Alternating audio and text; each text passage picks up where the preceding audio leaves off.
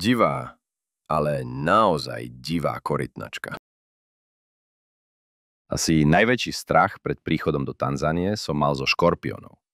Ich bodnutie vraj nie je fatálne, ale veľmi, veľmi bolí. Mal som aj príkaz každé ráno, predtým, než si obujem topánky, poriadne ich popozerať a povytriasať, či tam náhodou nespí po prehýrenej noci unavený škorpión. Nestalo sa to ani raz, a to z dvoch dôvodov. Ten prvý bol, že Sekenoj každých pár dní vystriekal moju izbu čínskym sprejom proti všetkému, takže mala vždy príjemnú smrtiacu vôňu. A ten druhý bol, že predtým tu bolo blízko domu, v starom bútlavom pni, hniezdo škorpiónov, ktoré zlikvidovali.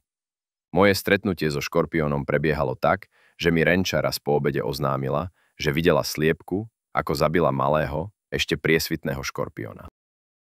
Vraj je tam veľa hadov. Viem to len z počutia, pretože jedného som možno videl, ale bola tma. Bol to čierny had, takže asi to nebol had. Preto sme mali pred domom čistú hlinu bez trávy. Aj všetky bomy sú úplne vyholené, pretože vraj had sa bojí výjsť z trávy. Toto je ochrana. Napríklad pri záchode, čo bol pri dome, bola tráva blízko a vždy som sa musel pozrieť, či tam nie je had. A to aj hore pod strechou, aj znútra na dverách, keď ich zavriem. Raz už na dverách bol, našťastie asi rok predtým, ako som tam bol ja. Masai majú k hadom veľmi pragmatický vzťah. Vždy, keď uvidia nejakého hada, či je jedovatý alebo nie, okamžite ho umlátia na smrť. Ospravedlňujem sa všetkým samozvaným ochrancom prírody, že utrpeli traumu. Ale Boh vie, čo by utrpeli, keby ich uštipol smrteľne jedovatý had. A ako by oznámili ostatným, že tento had je prudko jedovatý.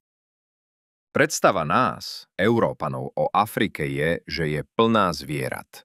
Je ich tam vraj toľko, že sa už ani nemôžu hýbať, a na niektorých miestach dokonca vytvárajú veľké kopy. Neviem, tam, kde som bol, sa zvieratá mohli hýbať. Mali dosť miesta. Len tam bol malý problém, že tam tie zvieratá neboli. Najlegendárnejšie zo všetkých divokých zvierat sú rozhodne leopardy. Aspoň raz za deň ich niekto spomenie. Leopard vraj vôbec nie je zástancom férového boja.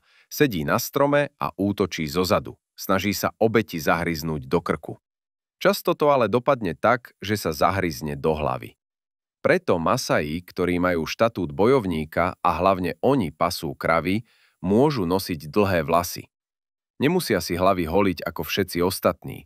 To, aby sa leopard zahryzol do vlasov a nie do človeka. Niekedy sa stáva, hovorili niektorí, že nejaký lev občas zo severu zablúdi tiež. Neviem viac detailov, ale dozvedel som sa, že Masai zo susedného kmeňa sa postavia okolo leva a spievajú nejakú pesničku, špeciálne na to určenú. Levovi sa z toho zakrúti hlava, spadne a môžu ho bezpečne zabiť.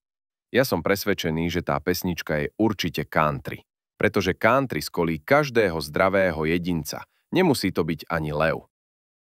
Okrem týchto prítulných miláčikov behajú po buši aj slony. Majú výhodu, že sú veľkí a spokojne prejdú aj cez husté kríky. Nevýhodou je, že dokážu zožrať celé pole. Akurát keď som tam bol, tak sa to stalo človeku menom Lamaraj. Prišli slony a vypásli mu za jednu noc celé pole kukurice, zvané šamba. Vraj existuje proti tomu ochrana. Medzi kukuricu na poli nasadíš aj feferonky, zvané pili-pili. Ale kto by to robil? Veď slony sú ďaleko, pili-pili sadiť je námaha navyše a slony predsa neprídu. Už tu dávno neboli. A čo keď to náhodou nefunguje? A milión iných výhovoriek, veď to poznáte. Slona vraj nemôžeš zabiť, pretože všetky slony majú v sebe čip, ktorý štát sleduje zo satelitu.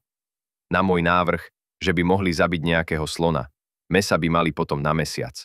Vybrali by z neho čip a ten pichli do niektorej kravy. Nikto nereagoval pozitívne.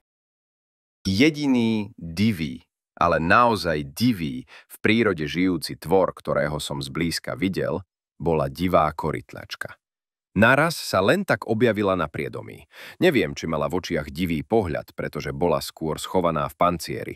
Potom naraz divo vystrčila všetky nohy, prudko vystrčila hlavu s plamenným pohľadom v očiach a diabolsky rýchlo sa odplazila preč. Všetko samozrejme musíte brať z pohľadu afrického vnímania času. Z pohľadu afrického boha času to bolo určite dosť divé.